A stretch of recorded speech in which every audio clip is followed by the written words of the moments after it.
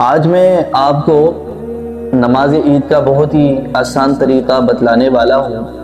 آپ یہ طریقہ دھیان سے سنیں، توجہ سے سنیں۔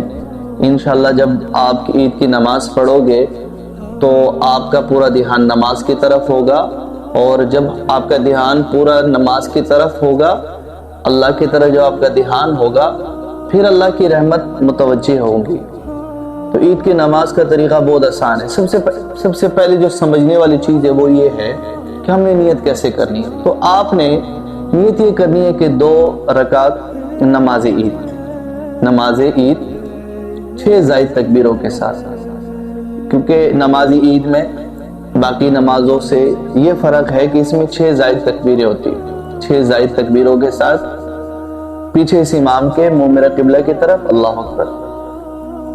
اب آپ نے کیا کرنا ہے، امام کہے گا اللہ اکبر، پہلی تکبیر جب امام نے کہہ دی، جس طرح عام نماز میں بھی امام تکبیر کہتا ہے تو ہم کیا کرتے ہیں، ہاتھ باندھ لیتے ہیں۔ تو اس میں بھی ہم نے ایسے ہی کرنا ہے، جب امام نے اللہ اکبر کہہ کے ہاتھ باندھ لیے تو آپ نے بھی ہاتھ باندھ لینے۔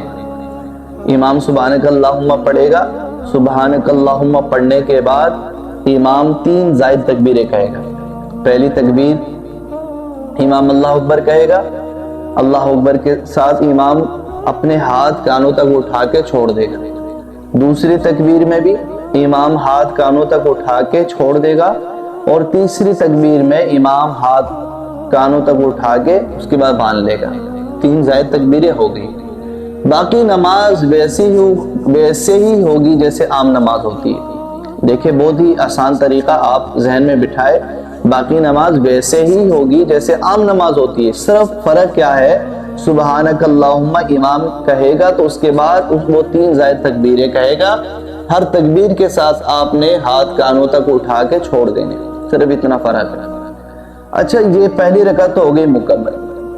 دوسری رکعت میں امام کیا کہے گا، امام جیسے ہی آپ امام کے ساتھ کھڑے ہوں گے تو امام پہلے سورہ فاتحہ پڑھے گا، اس کے بعد سورت، اور اب کیا ہے کہ جب امام نے سورت پڑھ لی، سورہ فاتحہ تو شروع میں اس نے پڑھ لی تھی، تو اب رکوع میں جانے سے پہلے 3 زائد تکبیریں ہوں گی۔ 3 زائد تکبیریں، پہلی تکبیر کے ساتھ امام ہاتھ کانوں تک اٹھا کے چھوڑ دے گا، دوسری تکبیر میں بھی امام اپنے دونوں ہاتھ کانوں تک اٹھا کے چھوڑ دے گا، تیسری تکبیر میں بھی امام ہاتھ کانوں تک اٹھا کے چھوڑ دے گا، اور چوتھی تکبیر یہ وہ تکبیر ہوگی جو ہم نے رکوع کے لیے ویسے بھی نماز میں کہنی ہوتی ہے۔ تو پہلی 3 تکبیریں تو مکمل ہو چکی ہے، اب یہ جو چوتھی تکبیر ہے یہ وہ نماز والی عام تکبیر ہے۔ اب امام یہ تکبیر کہے گا اور پھر اس کے بعد ہم نے امام کے ساتھ رکوع میں چلے جانا ہے، ٹھیک ہے۔ تو باقی جو نماز ہے وہ عام ہی جس طرح باقی نماز ہوتی ہے اس طرح یہ بھی نماز ہوگی۔ تو یہ نماز عید کا بہت ہی آسان طریقہ۔